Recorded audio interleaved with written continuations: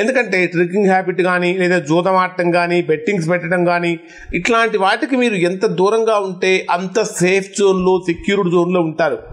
లేదా ఎందుకంటే కొన్ని రకాలైనటువంటి చెడు స్నేహాలు కూడా ఇక్కడ కుంభరాశి వారిని కొద్దిగా ఇబ్బంది పెట్టేటటువంటి విధంగా ఉంటుంది. కాబట్టి చెడు స్నేహాలకు కానీ చెడు అలవాట్లకు కానీ సాధ్యమైనంత వరకు దూరంగా ఉండటం అనేటటువంటిది ప్రధానంగా చెప్పదగిన సూచన. రాహు మాయాగ్రహం అని చెప్పుకున్నాము. జన్మంలోకి ప్రవేశించినప్పుడు ఏం జరుగుతుందంటే బుద్ధిహీనత కలుగుతుంది. బుద్ధిహీనత అంటే మైండ్ షార్ప్నెస్ తగ్గుతుంది. అంటే ఇంతకుముందు తీసుకున్నంత ఫాస్ట్గా నిర్ణయాలు తీసుకోలేరు. కొంచెం ఇంటలెక్చువాలిటీ తగ్గుతుంది, క్రియేటివిటీ తగ్గుతుంది. ఇంకా ఈ జన్మరాశిలో రాహు యొక్క సంచారం కారణం చేత కొన్ని రకాలైనటువంటి అసత్యపు మాటలు చెప్పటం కానీ కొన్ని రకాలైనటువంటి చేయకూడనటువంటి పనులు చేయటం వలన కూడా కొన్ని రకాలైనటువంటి ఇబ్బందులు కలుగుతాయి. సాధ్యమైనంత వరకు పాపకార్యాలకి వీరు దూరంగా ఉండటం అనేటటువంటిది ప్రధానంగా చెప్పదగినటువంటి సూచన.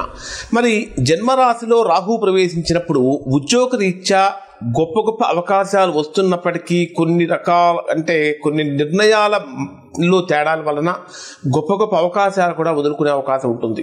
అంటే షార్ప్గా నిర్ణయం తీసుకోవటం లేదా పెద్దవాళ్ళ యొక్క సూచనలు సలహాలు పాటించడం అనేటటువంటిది కూడా కుంభరాశి వారికి ప్రధానంగా చెప్పదగిన సూచన. యాక్చువల్గా జన్మరాశిలో సంచరించే రాహు మీకు దాదాపుగా యోగాన్నే ఇస్తాడు.